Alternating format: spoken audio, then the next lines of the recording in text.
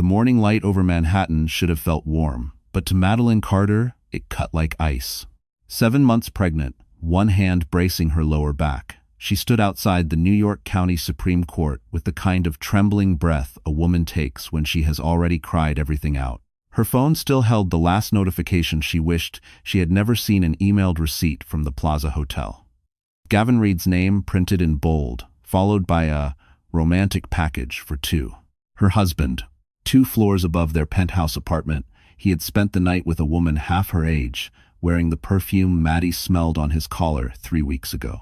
She remembered asking him, gently, whether something was wrong. He had only laughed, kissed her forehead, and promised he'd been working late. Now she knew the truth. A cold gust swept against her coat as a cab pulled up. Gavin stepped out in a tailored navy suit, sunglasses hiding the arrogance in his eyes. His mistress, sleek hair, red lips, a smug tilt of the chin, walked behind him, the way someone walks when she believes she has won. Gavin glanced at Maddie, the way a man looks at a stranger on the street. "So you actually came," he muttered to his lawyer. "This won't take long. She has nothing." For a heartbeat, Maddie wanted to crumble. Her doctor had warned her that stress could trigger complications. She shouldn't even be standing this long. But she had no choice. This was her child's future. She lifted her chin. "I'm here," she whispered to herself. "I'm not done." Then a sound behind her. A black Cadillac Escalade rolled to the curb. The door opened, and a tall man in a charcoal suit stepped out, his presence slicing through the cold. Maddie froze. She knew that face from a photo she kept hidden in a drawer. Her father. The father she hadn't seen in 25 years. And he was walking straight toward her. Madeline Carter had never imagined her life would unravel so publicly. Before the betrayal, before the court summons, before the sleepless nights filled with worry for her unborn child, she had been a woman who believed in quiet happiness.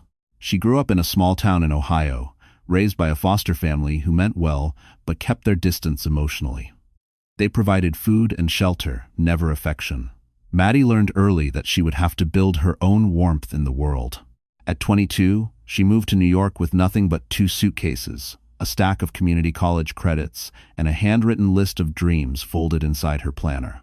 She found work as an administrative assistant at a boutique architecture studio, answering phones, preparing presentations, and occasionally sketching simple layouts when the designers were overwhelmed.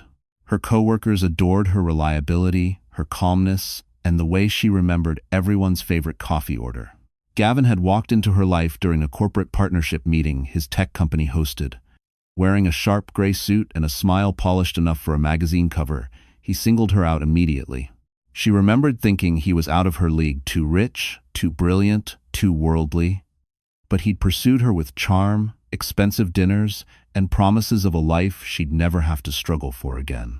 Back then, she mistook grand gestures for love. Pregnancy had softened her world in ways she didn't expect. She read parenting books at night, placed a hand on her belly every morning, and whispered little hopes to the child she hadn't met yet. She believed Gavin would change. He had sworn he would. He even kissed her stomach once and said he'd be the kind of father his own had never been.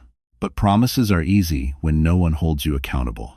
The first warning sign came when Gavin began traveling more unexplained trips. Late-night meetings, a new cologne she didn't recognize. Then came the emotional distance, the coldness, the subtle jabs at her, lack of ambition. Still, she stayed. She wanted her child to have both parents. She wanted to believe the family she never had could finally exist. Yet beneath her gentleness lived a resilience forged through years of loneliness. People mistook her softness for weakness, but real strength often arrives in quiet shapes. Maddie didn't need to shout to endure. She didn't need power to persevere. Still, nothing prepared her for the moment she stepped into the courtroom lobby and realized Gavin intended to destroy her completely. He wasn't just seeking divorce, he was seeking control. And right when she felt the ground slipping under her feet, the man she thought she'd never see again appeared. Her father called her name. The New York County Supreme Court loomed above Madeline like a monument built from every fear she'd tried to outrun. Its marble columns rose into the gray winter sky, cold and immovable, as if the building itself knew the secrets people dragged inside. The sharp December wind bit through her coat, carrying the sounds of traffic, distant sirens, and the faint echo of reporters huddled near the entrance, waiting for the next scandal. Inside, the courthouse smelled of polished floors, paper, and the heavy tension of unresolved lives. Lawyers moved briskly through the corridors, their footsteps tapping like metronomes of judgment. Maddie felt small beside them, 7 months pregnant, anxious, clutching her medical folder so tightly her knuckles turned white. Every fluorescent light seemed too bright, every bench too hard, every breath too tight in her chest. This place wasn't built for kindness. It was built for proof, for leverage, for who had the most money or the most power. And Gavin Reed had both. At least, she thought he did. She sat on a wooden bench outside courtroom 3B, watching Gavin from a distance as he laughed with his attorney, his mistress, perched beside him like a smug accessory. They looked perfectly coordinated, his navy suit, her red dress, their matching arrogance. Maddie's stomach tightened, not from the baby's kick this time, but from the reminder that she had once loved the man now trying to erase her. Gavin's voice traveled down the hallway. "She'll fold. She always folds." Maddie lowered her head. The humiliation stung, but something else simmered beneath it, a slow-burning resolve she didn't recognize at first. Maybe it had always been there, hidden underneath years of silence and compromise. The courtroom door opened briefly, revealing rows of seats, a towering judge's bench, and the state seal glinting under the lights. It felt like stepping into a stage where everyone already knew their lines except her. A contraction of anxiety tightened her stomach. Her doctor had warned her about stress, warned her that these moments could trigger complications. She inhaled slowly, grounding herself. She wasn't here to fight for pride. She was here for her child. The doors closed again, and the hallway fell quiet. Maddie pressed a hand to her belly. "It's okay," she whispered. "Mama's still here." But just as she began to steady herself, the atmosphere shifted. Conversations faltered. Footsteps slowed. Even Gavin turned, his confident smirk flickering. Someone powerful had entered the building, a presence that made the air thicken, and that presence was coming straight toward her. Gavin Reed had always mastered the art of pretending. Even now, inside the courthouse lobby, he performed confidence the way other men wore designer suits, effortlessly, arrogantly, carelessly. His posture was relaxed, his hands tucked into the pockets of his tailored coat, but his eyes gleamed with the cold sharpness of a man who believed he'd already won. To the world, Gavin was the picture of success, a tech founder whose AI startup had landed on the cover of Forbes, a man photographed beside senators, investors, and celebrities. People whispered his name with admiration, envy, or fear. But Maddie had lived with the truth, the version of Gavin no headline captured. The one who carried charm like a weapon, who turned insecurity into cruelty, who wore lies like cologne. His mistress, Brielle, clung to his arm with a smile that was far too satisfied. She was young, ambitious, polished in the way people become when they believe proximity to power makes them untouchable. Maddie wondered if Brielle realized Gavin had once held her the same way back when he needed her gentle steadiness, before he decided her softness made her disposable. Gavin caught Maddie looking. "Don't stare," he said loudly enough for others to hear. "It's embarrassing." His attorney chuckled. Brielle made a small, pitying sound. Maddie held her breath, reminding herself not to react. Stress tightened across her ribs, and she steadied a hand on the bench. Gavin's voice turned low, patronizing. "You should have just signed the agreement. We could have avoided all this. Spectacle." Spectacle. That word echoed inside her like an insult carved in stone. He wasn't just ending their marriage. He wanted to erase her completely. Gavin leaned closer, smirking. "You have no money, no family, no influence. You really think a judge will take the side of a pregnant woman who can't even support herself?" For a split second, Maddie almost folded. Almost. But then she remembered the nights she cried alone, the doctor's warnings, the ultrasound photos she held to her chest every time she felt her world collapsing. Her child deserved more than fear. "I'm not alone," she whispered. Gavin frowned. "What?" Before she could respond, the lobby lights shifted. Conversations stopped. The doors opened, and an unmistakably high-profile security team entered black suits, earpieces, disciplined posture. Everyone turned. Even Gavin straightened. The man walking behind them carried a presence that made the room fall silent. And when his eyes landed on Maddie, Gavin's confidence finally cracked. For months, Madeline had carried her pain quietly behind closed doors, behind smiles, behind the hope that Gavin might become the man she once believed he was. But humiliation, she discovered, has a way of spilling into the open, no matter how tightly one tries to contain it. The moment the courtroom doors opened, reporters swarmed like vultures scenting blood.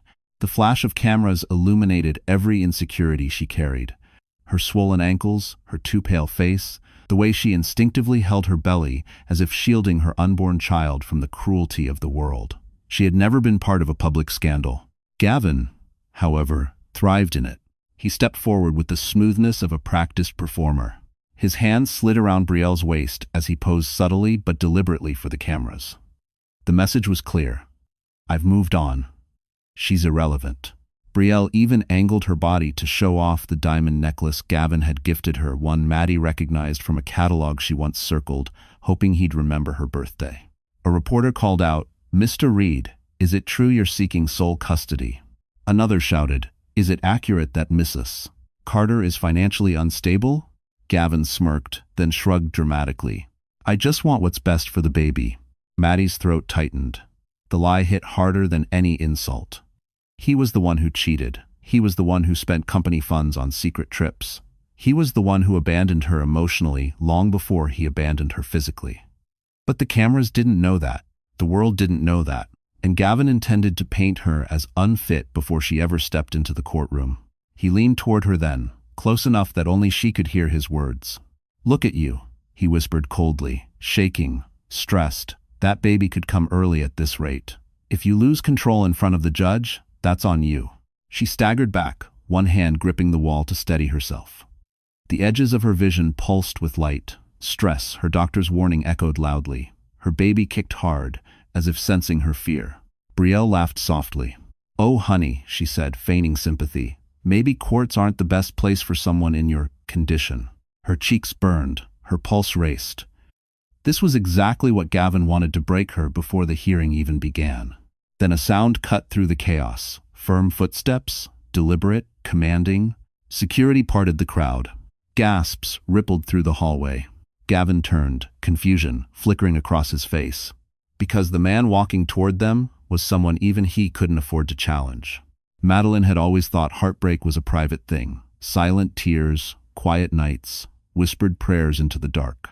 But standing in that courthouse hallway, surrounded by cameras and cruelty, she learned that some heartbreaks unfold under fluorescent lights, with an audience waiting to judge you. The pressure tightened around her ribs, her vision blurred at the edges. She sank onto a bench, one palm pressed to her belly as her child shifted anxiously. A nurse passing by paused. "Ma'am, are you all right? You look pale." Madeline swallowed. "I just need a minute." But it wasn't just a minute she needed. It was safety. It was steady ground. It was the chance to breathe without feeling like the world was collapsing on top of her. Gavin noticed her struggling and smirked. "See, this is exactly what I'm talking about," he told his lawyer loudly. "She can't handle pressure. How is she supposed to raise a child?" His words sliced through her more sharply than any doctor's warning. Her fingers trembled, her chest tightened. She closed her eyes, trying to steady her breathing the way her prenatal instructor taught her. In, 2, 3, out, 2, 3. But fear has a way of drowning even the best intentions. Her mind spiraled hospital bills, rent, baby supplies, custody battles, the terrifying possibility of raising her child alone. And somewhere deep inside, a quieter fear whispered, "What if Gavin is right? What if I'm not enough?" A tear slipped down her cheek. She wasn't crying because she was weak. She was crying because she was exhausted from being strong for too long. Sometimes, she reminded herself silently, strength isn't loud. Sometimes, it's just surviving the moment you want to collapse. Still, her body was reaching its limit. Her hands trembled uncontrollably, and a wave of dizziness swept over her. For a terrifying second, she thought she might faint. Suddenly, a firm, calm voice broke through the haze. "Madeline." She looked up. The man approaching her, the man whose presence had silenced even the reporters, had eyes that mirrored her own. Deep brown. Familiar. Searching. He knelt beside her, his expression tightening with concern. You shouldn't be going through this alone. Gavin stiffened. Who the hell are you? He snapped. The man rose slowly, turning toward Gavin with the controlled power of someone used to commanding boardrooms. My name, he said, is Christopher Hale. The entire hallway gasped. Madeline's breath caught as his gaze returned to hers, gentler now. I'm your father, he said softly. I'm here for you. And for the first time that morning, Madeline felt the ground shift, not beneath her, but in her favor. For a moment, the hallway seemed to stop breathing. Even the buzzing fluorescent lights fell silent as Christopher Hale stood tall, his presence filling every inch of the narrow corridor. Maddie blinked, unable to reconcile the man in front of her with the ghost she had imagined her entire life. She had spent years believing her father had abandoned her, that she was a forgotten chapter in someone else's story. Now this man, this powerful, composed, intimidating CEO, was looking at her as if he had finally found something he'd been searching for. Gavin, however, recovered quickly. His insecurity always hid behind arrogance. You're her father? He scoffed. Impossible. She said she didn't have family. Christopher's gaze sharpened.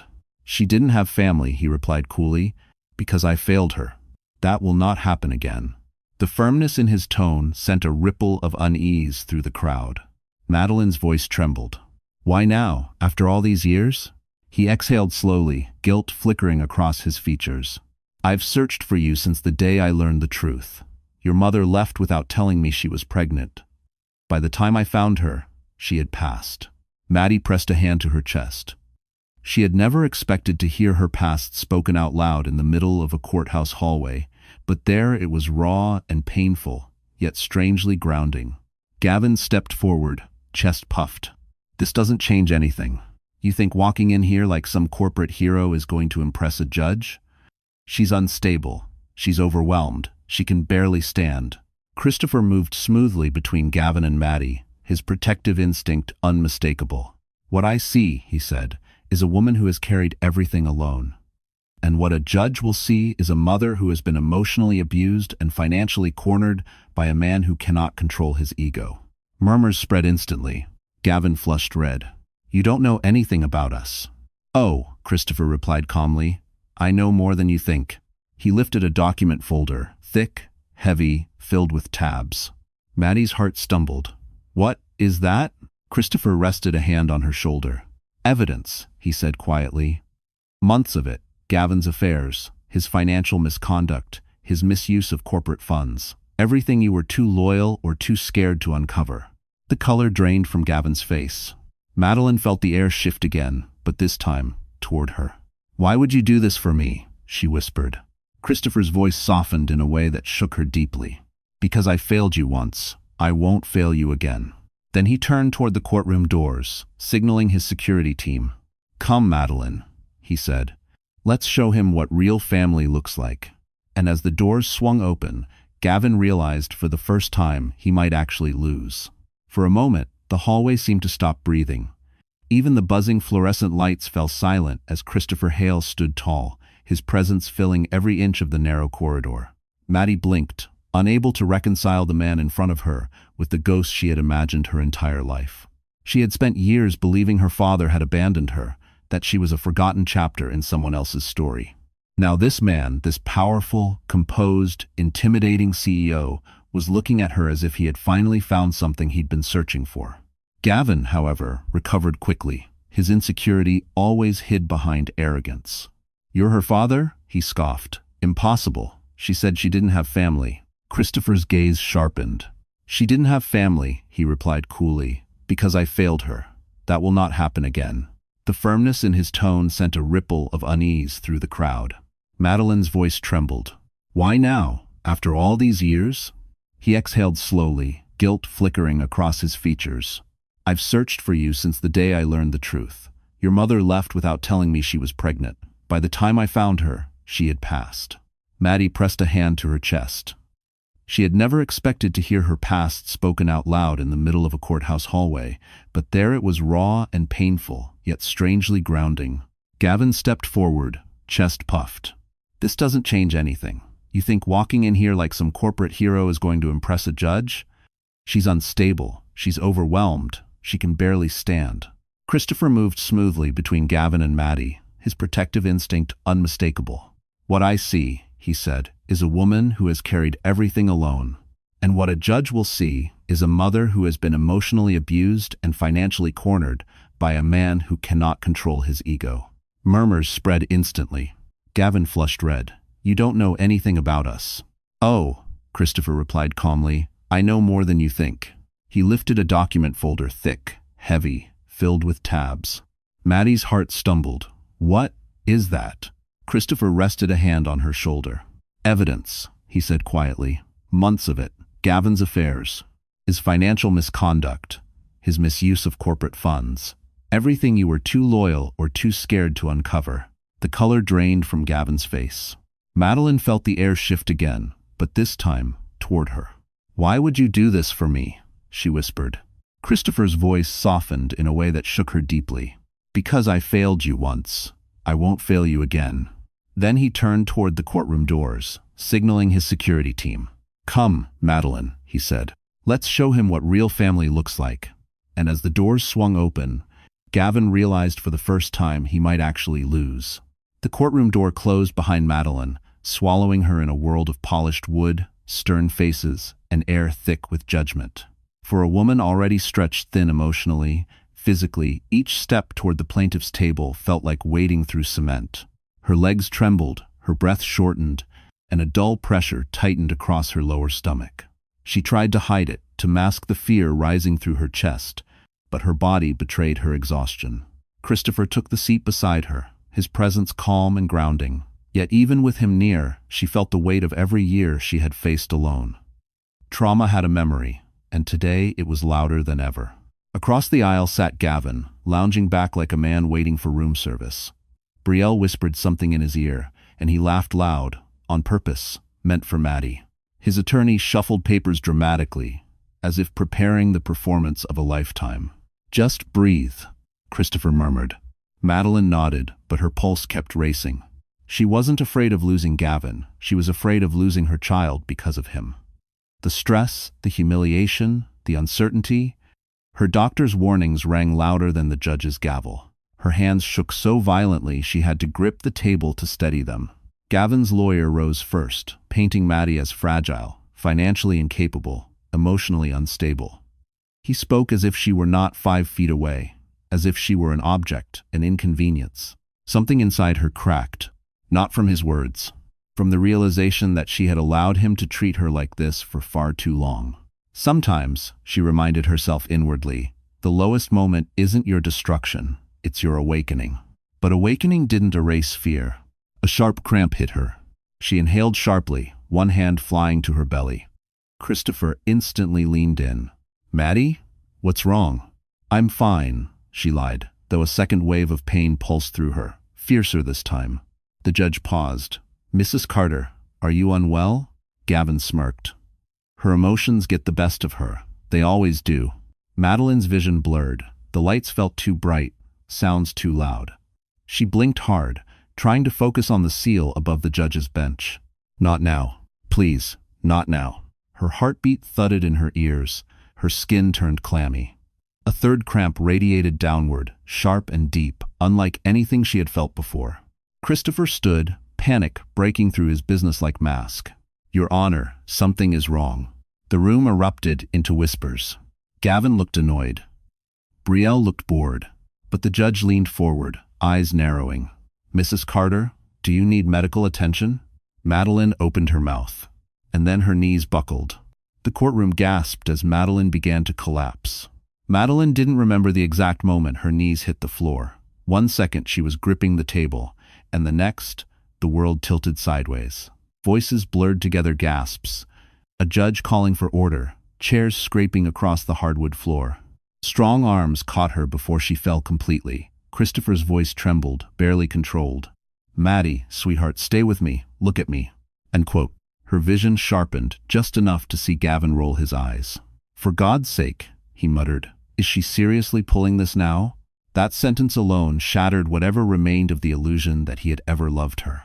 A paramedic rushed in, followed by 2 security officers guiding people back. Maddie tried to speak, to assure them she only needed a moment, but another wave of pain ripped through her abdomen. Her breath hitched, sharp and shallow. "Ma'am, you need to relax," one paramedic said gently. "Stress can trigger premature labor." Premature labor. The words hit harder than the pain. Christopher knelt beside her, gripping her hand. "We're getting you to a hospital. Right now." "No." Maddie shook her head weakly. "The hearing, he'll take the baby if I walk out."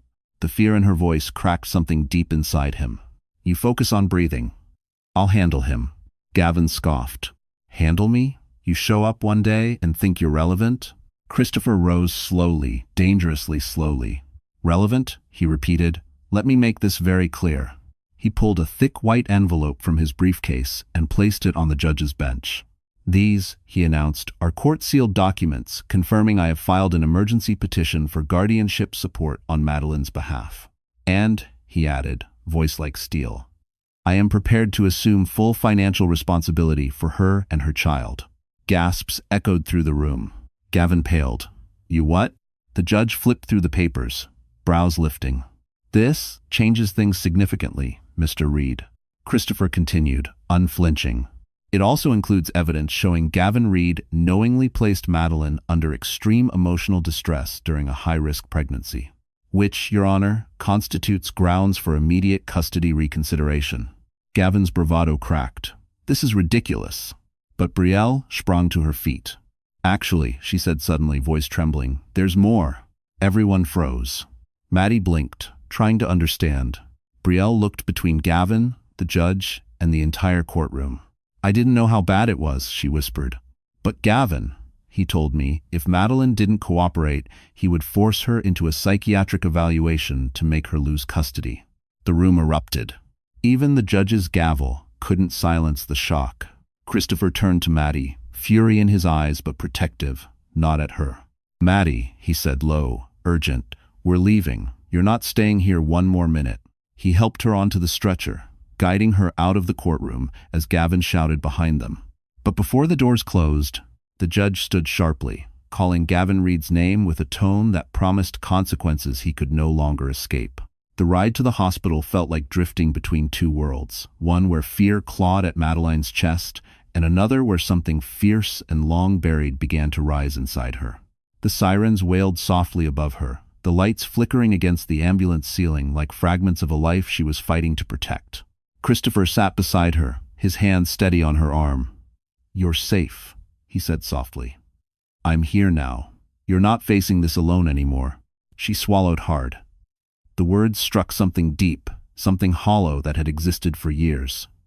She had grown used to surviving without anyone. She had learned to stitch her own wounds, hold her own world together, whisper strength into her own bones.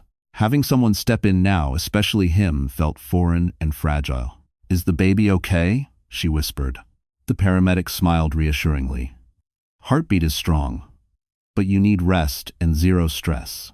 Today pushed your body too far." Too far. That was the story of her marriage.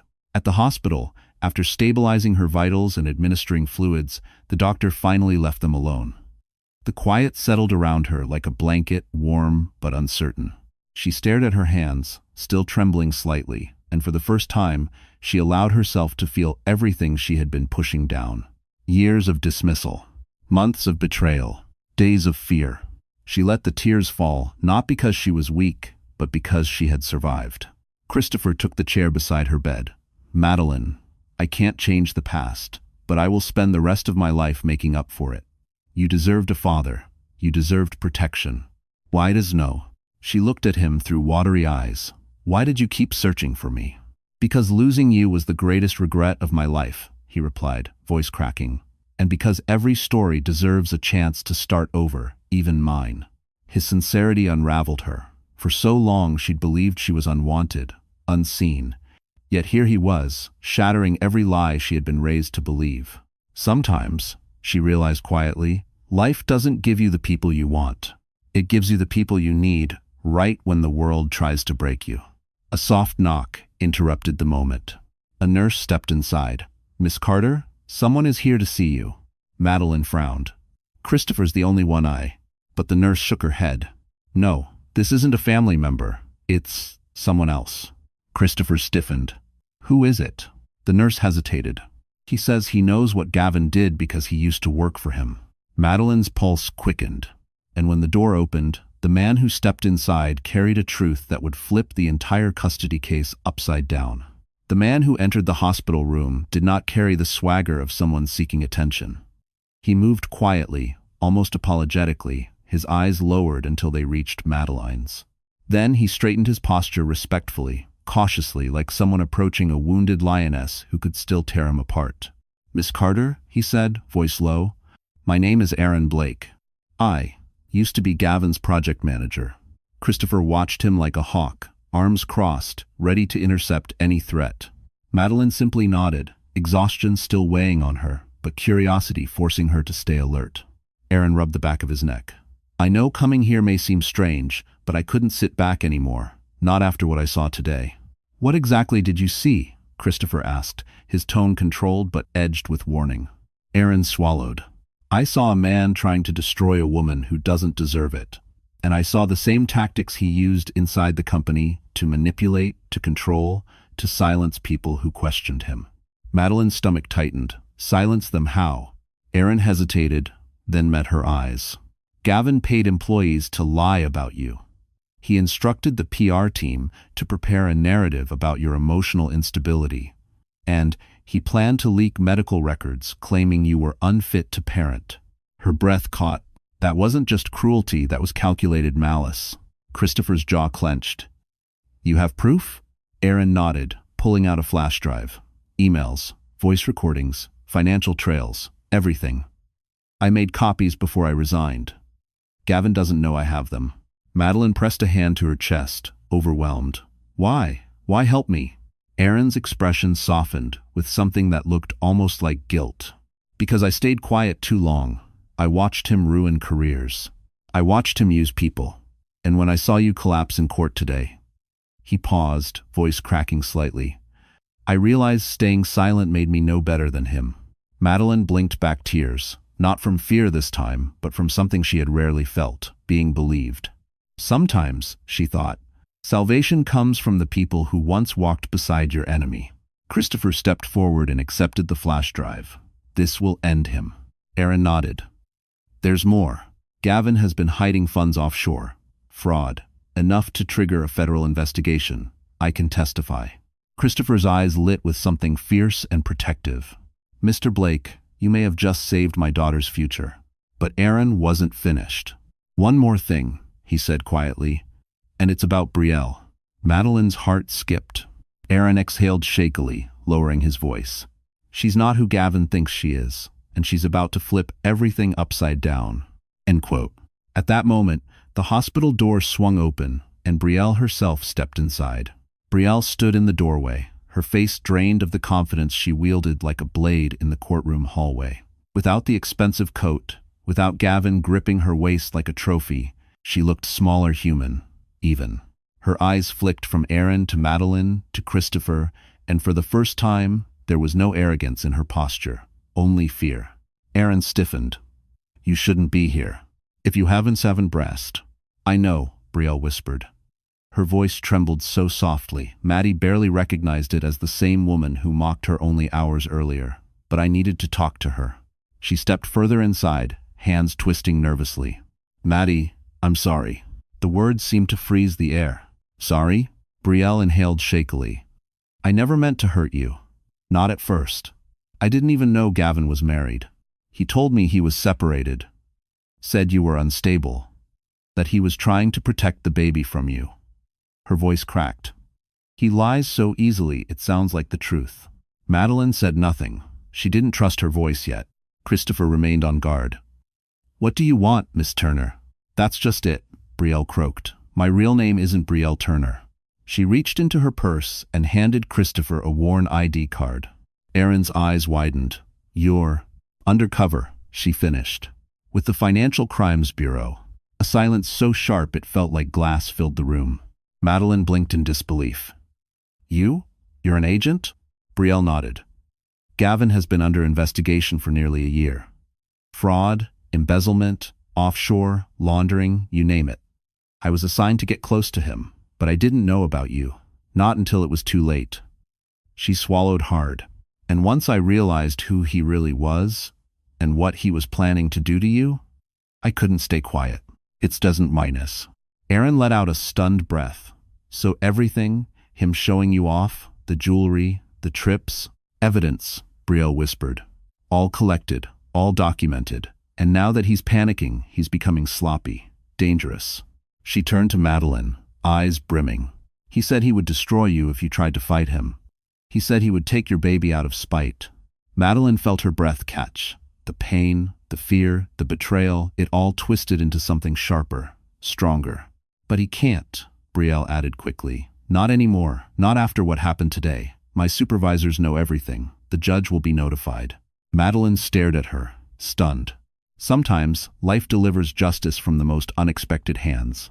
Christopher's voice dropped into a cold, lethal calm. Where is Gavin now? Brielle hesitated, then stepped closer. He's not at the courthouse, she whispered. He's doing something worse. The room fell silent. He's coming here. If you toppin. For a long moment, no one in the room moved. Even the beeping monitor beside Madeline's bed seemed to pause, as if absorbing Brielle's warning. Gavin is coming here. The man who had mocked her, manipulated her, and pushed her to the brink was now on his way to the one place she should have been safest. Christopher was the first to react. Security, he barked to the guard waiting outside the door. Lock down this floor immediately. Thanks for watching. The guard nodded and moved swiftly, speaking into his radio. Brielle stepped back, wringing her hands as guilt shadowed her face. I'm sorry, she said quietly. When he stormed out of the courthouse, he said, he wasn't done with you. He's spiraling, and men like him are dangerous when they lose control. Madeline's heart hammered against her ribs. He can't come near me, she whispered. Not now, not with the baby. Christopher crouched beside her bed, taking her shaking hand. He won't touch you, not while I'm breathing.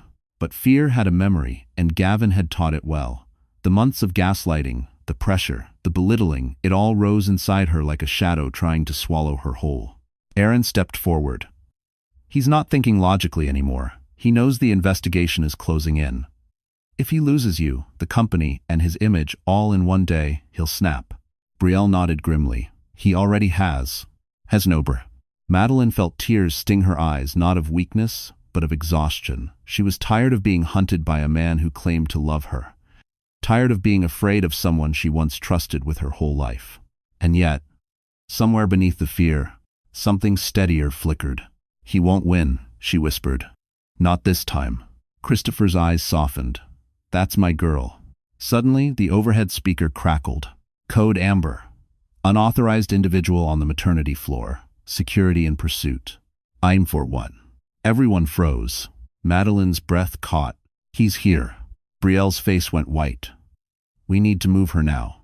The nurse rushed in with a wheelchair. Miss Carter, we're evacuating you to a secure wing. Christopher helped lift Madeline gently, but even through her fear, the pain in her abdomen sharpened again. She winced, gripping the armrest. You okay? He asked urgently. Yes, she lied. But she wasn't. Stress was triggering contractions again. The hallway outside erupted in shouting. Boots pounded against tile. A loud crash echoed down the corridor, something heavy hitting the floor. Aaron peeked through the small window in the door and paled. He's fighting security. He's actually fighting them. Madeline's pulse raced. A cold chill ran through the room as the shouting grew closer. Then, a hand slammed against the other side of the door, and Gavin Reed's furious voice roared. Open this door. She's my wife. End quote. The pounding on the hospital room door rattled the metal frame, each strike growing more violent, more desperate. Madeline clutched the armrests of her wheelchair, breath trembling as adrenaline and fear battled inside her. She had always known Gavin had a temper, but this was no longer the charming tech founder who dazzled investors. This was a man watching his empire crumble, clawing at whatever he could still control. And in his mind, that was her. Open the damn door. Gavin roared again, slamming his fist hard enough to make Brielle flinch. Christopher positioned himself between the door and his daughter. Shoulders squared, jaw clenched. He looked every bit the CEO who'd negotiated billion-dollar deals, but this time, his purpose was far more personal. You're not getting near her, he growled. Aaron moved quickly, dragging a cabinet in front of the handle as makeshift reinforcement. "Security's coming. Just hold him off." "Thanks for watching." From the hallway came another crash, something glass breaking, and then a guttural shout from Gavin. He was no longer speaking in sentences. He was unraveling. Madeline felt a contraction tighten across her stomach, sharp enough to force a soft cry from her lips. Christopher spun toward her. "Maddie? I'm okay," she whispered, even though she wasn't. The pain was pulsing now, steady, insistent, too familiar to ignore. The stress was pushing her body toward early labor. Brielle leaned close. "We need to get her out of here. There's a service elevator, 2 hallways down, if we time it right," but she didn't get to finish. The door handle twisted violently. Madeline's breath halted. The metal groaned as Gavin used his full strength. "She is my wife," he screamed. "You think you can take her from me? You think you can take everything?" "Step away from the door," a security officer shouted from down the hall. Gavin didn't listen. He rammed his shoulder into the door, once, twice each strike, sending vibrations through the room. The cabinet shifted. Madeline gasped. Christopher grabbed the back of the wheelchair. "We're moving now." Aaron yanked open the side exit door, leading to a staff corridor. "Go, I'll hold this side." Brielle pushed the wheelchair while Christopher guided from behind. The hallway lights flickered overhead as alarms blared, echoing off tile floors. Behind them came another roar, rage-filled, unhinged, terrifying. "He's coming," Brielle hissed. Madeline gripped her belly, tears pricking her eyes not from fear, but from pain. The contractions were closer now. Too close. They turned a corner. And froze. Gavin stood at the other end of the hallway, breathing hard, eyes wild, blood on his knuckles. He took one step forward. "If I can't have her," he said, voice low and trembling, "no one will. It's not now's experience." Then a why. For a moment, the hallway held its breath. Gavin Reed, once the polished billionaire, the untouchable tech darling, now looked like a cornered animal. Sweat slicked his temples. His pupils were blown wide, his breath uneven, each inhale a furious gasp. Whatever ego he once wore like armor had cracked into something darker, feral. Madeline felt her heart squeeze painfully against her ribs. The contractions were coming faster, rhythmic, forceful, undeniable, but she forced herself to stay upright in the wheelchair. She wouldn't let him see her break. Christopher stepped forward, shielding her with his body. "You take one step closer," he warned, "and you will regret it." Gavin laughed, a sound drenched in madness. "You think you can steal my wife? My child? My company?" Christopher's expression didn't change. "You lost all of those long before today." And Aaron appeared behind Gavin, breathless. "Security's on the way, Madeline. Keep moving." But Gavin spun around, wild and unpredictable. "You traitor," he hissed at Aaron. "You think you can betray me and walk away?" Before Gavin could lunge, Brielle stepped forward. "No, Gavin," she said quietly. "You don't get to hurt anyone else. Not anymore." He froze, not out of fear, but disbelief. "You?" She lifted her badge, small, metallic, undeniable. "Financial Crimes Bureau. And you just committed a federal offense the moment you stepped foot on this floor, with intent to intimidate a protected witness." Gavin's face drained of color. But the twist wasn't over. A voice rang out from the far end of the hallway. "Drop the act, Gavin. It's over." 3 agents emerged, badges raised, weapons holstered but ready. Hospital security followed behind, forming a barricade. Gavin staggered backward. "Wait, hold on, this is all a misunderstanding." One agent shook his head. "We have evidence, witness statements, financial documents, and recordings. And now, video of you attacking security in a restricted medical unit." Christopher exhaled, tension draining from his shoulders. "You're finished." But Gavin wasn't looking at the agents or Christopher. He was looking at Madeline. "After everything I gave you," he whispered, voice cracking with wounded pride. Madeline met his gaze, tears filling her eyes, but not for him.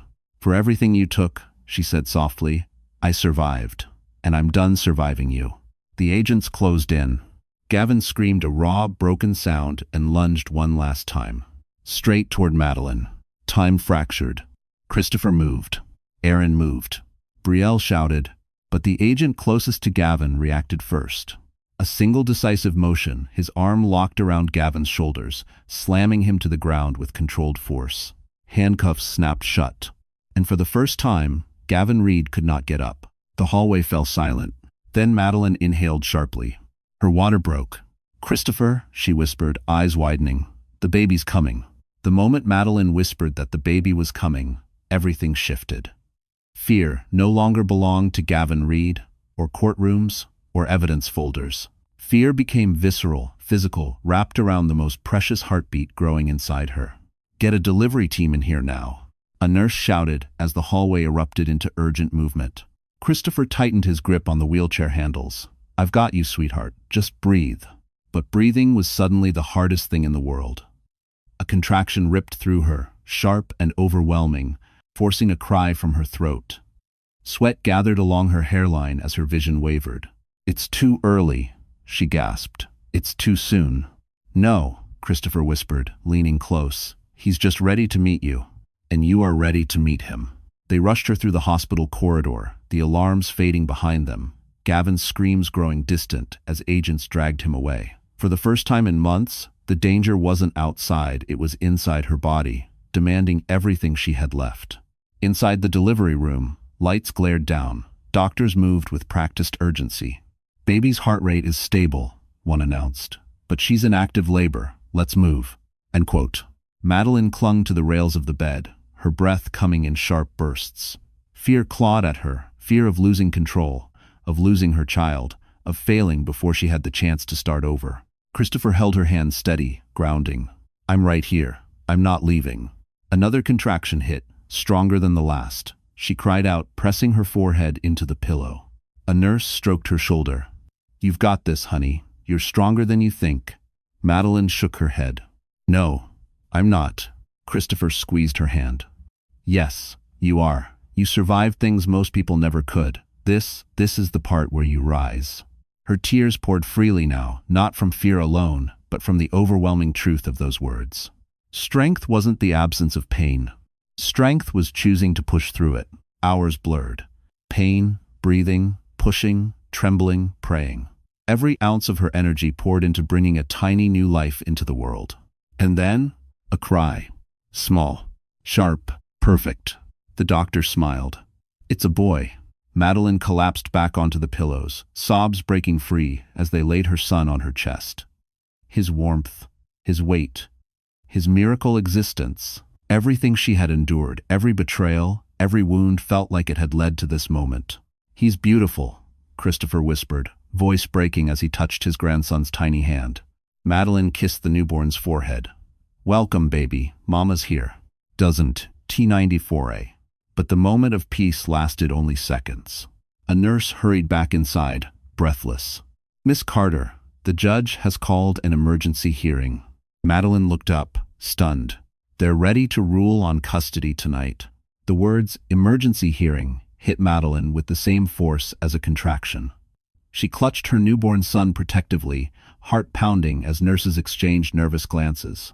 The doctor tried to reassure her, but stress still crackled in the air like static. Christopher stepped closer. "You don't have to go anywhere. You just gave birth." But the nurse shook her head. The judge insisted. "The case has escalated due to new evidence and security breaches. She wants to rule tonight immediately." Christopher's jaw tightened. Gavin caused every ounce of this chaos, and now he still thinks he gets a say? "Not if we do this right," Aaron said from the doorway, laptop in hand. "The evidence is ready. Every document, every recording, every financial trail organized and submitted." Madeline held her son tighter, his tiny fists unfurled against her chest, soft and warm and impossibly small. "How am I supposed to face a court like this?" she whispered. "I can barely stand." Christopher crouched beside her bed. "You don't stand alone. You're not the woman he manipulated anymore. You're a mother now, and you fight differently when you're fighting for someone else." Desires of another. A nurse gently lifted the baby to check his vitals. "He's healthy, Miss Carter, strong. You did everything right." Tears stung Madeline's eyes. Maybe for the first time, she believed that. Moments later, a hospital wheelchair arrived. They helped her sit, wrapped her in a soft blanket, placed her son in her arms. The hallway felt calmer now, not like a battleground, but like a path she was finally ready to walk. As they approached the temporary courtroom set up in a secure wing, voices echoed beyond the door. The judge was already inside, so was Gavin, handcuffed, flanked by agents, face twisted with a mixture of rage and disbelief. When he saw the baby, his expression changed. "That's my son," Gavin rasped. Madeline looked him square in the eyes. "No, he's my son." The judge raised a hand for silence. "Mrs. Carter, thank you for making yourself available. I know tonight has been extraordinary." She gestured to the stack of evidence. "We have a great deal to review, and a decision must be made." Madeline's pulse raced. She held her baby closer, his heartbeat steady against hers. Christopher placed a hand on her shoulder. Aaron set down his laptop. Brielle stood ready to testify. Gavin's leg bounced wildly under the table. This was it, the moment everything would be decided. The judge opened the case file, flipped to the final page, and lifted her gaze. After careful review, she declared, "This court hereby grants." The room stilled. Everyone held their breath. Permanent sole custody to Madeline Carter. The words "sole custody to Madeline Carter" echoed like a gavel, striking the very foundation of Gavin Reed's world. For a moment, he didn't breathe. He didn't blink. His expression flickered between disbelief, rage, and a kind of wounded pride that made the agents shift uneasily beside him. "You can't do this," Gavin whispered, voice cracking. "He's my son." The judge met his gaze without flinching. "Mr. Reed, you endangered Miss Carter's health, attempted to manipulate her medical records, engaged in financial fraud, and violated security protocols. Custody is not a reward, it is a responsibility. One you have repeatedly proven you cannot handle." Christopher rested a hand on Madeline's shoulder, grounding her.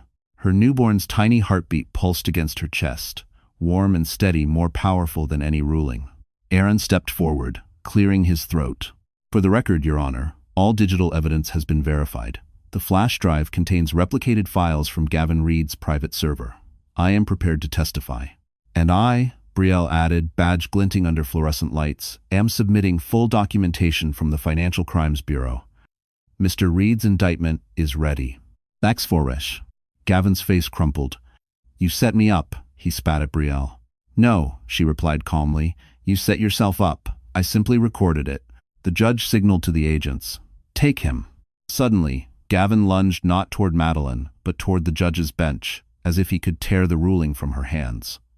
Agents intercepted him instantly, pinning him to the floor. The desperation in his scream rattled the metal legs of the tables. "This isn't over," he shouted. "You think you won? You think—" But his voice died when his eyes met Madeline's. Because for the first time in their entire relationship, she wasn't afraid of him. She wasn't shrinking. She wasn't trembling. She wasn't begging. She was holding their son, hers alone, now wrapped in a soft blanket of peace he could never touch again. And that broke him more deeply than any handcuffs. As the agents dragged him upright, the judge continued reading charges: fraud, obstruction, harassment, endangerment, each word a nail in the coffin of his former power.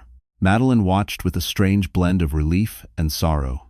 Not for the man he was, but for the man she once wished he could be. Sometimes losing someone, she thought quietly, is the only way to save yourself. When Gavin vanished behind the double doors, the room finally exhaled. Christopher hugged his daughter gently, careful not to disturb the sleeping newborn. But before Madeline could fully absorb her victory, the judge addressed her once more. "Mrs. Carter, there is still one more matter you must hear tonight." Madeline looked up, heart skipping. "It concerns your future and your inheritance." Madeline tightened her hold around her newborn, heart fluttering as the judge spoke. "Your inheritance," the judge repeated, tapping the final page of the case file. "There is a petition submitted by Mr. Christopher Hale regarding Miss Carter's legal status." Christopher took a small step forward, voice steady but emotional. "I filed to legally recognize Madeline as my daughter, and to transfer her rightful share of the Hale Foundation and Hale Systems equity assets that were always meant for her." For a moment, Madeline forgot how to breathe. Inheritance? Recognition? A place she belonged? "I don't understand," she whispered. Christopher's voice softened. "I spent 25 years searching for you. When I finally found the truth about your mother's disappearance, and that she passed before telling me about you, it destroyed me. I thought I had lost everything." His gaze shifted to the tiny boy sleeping in her arms. "But today, I realized I have been given a second chance. 2 of them, actually." A tear slipped down Madeline's cheek. Her entire life, every moment of loneliness, every holiday spent feeling unwanted, every night she prayed her child would grow up differently began to unravel into something new, something brighter. The judge nodded. The court approves temporary guardianship support from Mr. Hale and schedules a fast-track hearing for legal recognition. In the meantime, Miss Carter is granted full protection, financial security, and immediate relocation assistance. Madeline blinked. Relocation? Christopher smiled gently. A townhouse in Upper West Side. Safe, private, it's yours. Her voice cracked. Why are you giving me all of this? Because you deserved it before you ever had to fight for it. Those words felt like a salve to wounds she didn't know how to name. Aaron stepped closer. You're not just safe now, Madeline. You're untouchable. Brielle nodded firmly. Gavin can't hurt you anymore. His world is over. Thanks for watching. Madeline exhaled a shaky, freeing breath that seemed to leave her body years lighter. For the first time in forever, she wasn't merely surviving. She was stepping into a life where she could build something, where her son could grow up protected, loved, surrounded by people who chose him, not used him. Miss Carter, the judge added, one more matter. You have been granted a legal advocate to assist with your transition. Someone recommended highly. Isn't too. Before she could ask, a soft knock sounded. Christopher smiled knowingly. Come in, he said. The door opened, and a tall man in a crisp black suit entered, with warm eyes and a gentle confidence. Madeline's breath caught. Because she recognized him, it was Evan Turner, the Hale Systems executive who once looked at her like she wasn't broken at all. Madeline had spent the first 28 years of her life believing she was meant to survive quietly, never imagining she would one day stand in a room filled with people choosing her, supporting her, fighting for her. Yet here she was, holding her newborn son while Evan Turner stepped closer with a soft smile that somehow reached his eyes before it reached his lips. Miss Carter, he greeted gently, I'll be your legal and transition advocate, but you can just call me Evan. I was. His voice was steady, warm, nothing like the sharp tones she had grown used to hearing from Gavin. Evan was steady in a way that made the ground beneath her feel less fragile. Madeline shifted her baby in her arms. Why did you accept the case? Evan hesitated, then answered truthfully. Because good people deserve someone in their corner. And because I've seen enough of life to know that strength like yours shouldn't have to stand alone. End quote. Her cheeks warmed, but not with embarrassment, with recognition. Someone finally saw her not as a burden or a stepping stone or something to control, but as a woman rebuilding her entire world. Christopher rested a hand on her shoulder. You're going to have help every step of the way. For the first time, Madeline believed him. Evan glanced at the newborn, his expression softening. He's perfect. Madeline smiled, a genuine one that reached all the way to her tired eyes. He saved me, she whispered. Even before he was born. Outside the temporary courtroom, an agent approached. Gavin Reed has been transported to federal holding. He'll face charges first thing tomorrow. No bail recommended. Justice. Real, tangible, undeniable justice. Madeline exhaled, a long release of years of fear she didn't need to carry anymore. Sometimes, the ending you think will break you becomes the doorway to the life you were meant to have. Hours later, she was wheeled back to her recovery room. Christopher kissed the top of her head. Aaron promised to testify at every hearing. Brielle squeezed her hand before leaving to file final reports. Then Evan lingered at the door. If you ever need anything at all, he began. Madeline looked down at her son, then back at him. Maybe I will. He smiled, quiet, hopeful. Then I'll be here. It's brazenant. As the sun rose over Manhattan, golden light spilled through the hospital window, warming her face. For once, the city felt like a place that belonged to her, not a battlefield, but a beginning. She kissed her son's forehead. This is our life now, she whispered, and no one will ever take it from us again. And with that, Madeline Carter stepped into her new world. Not broken, not afraid, but whole. A woman who lost everything and gained exactly what she deserved. So, that's how the story closes tonight. And if you are still here, listening until this very last moment, then something in Madeline's journey must have touched your heart in its own quiet way. Maybe it reminded you of your own strength, or of a moment when life asked you to rise, even when you felt you couldn't. You know, the Stoic Marcus Aurelius once wrote, "The obstacle is the way." I was call. And Madeline's story shows us exactly that. Sometimes the heartbreak, the betrayal, the storm, those aren't the things that break us. They are the things that shape us into who we were meant to become. In life, you deserve safety. You deserve truth. You deserve people who choose you without conditions. And if you haven't found those people yet, please remember, your story isn't over. Healing isn't loud, but it is real, and it belongs to you.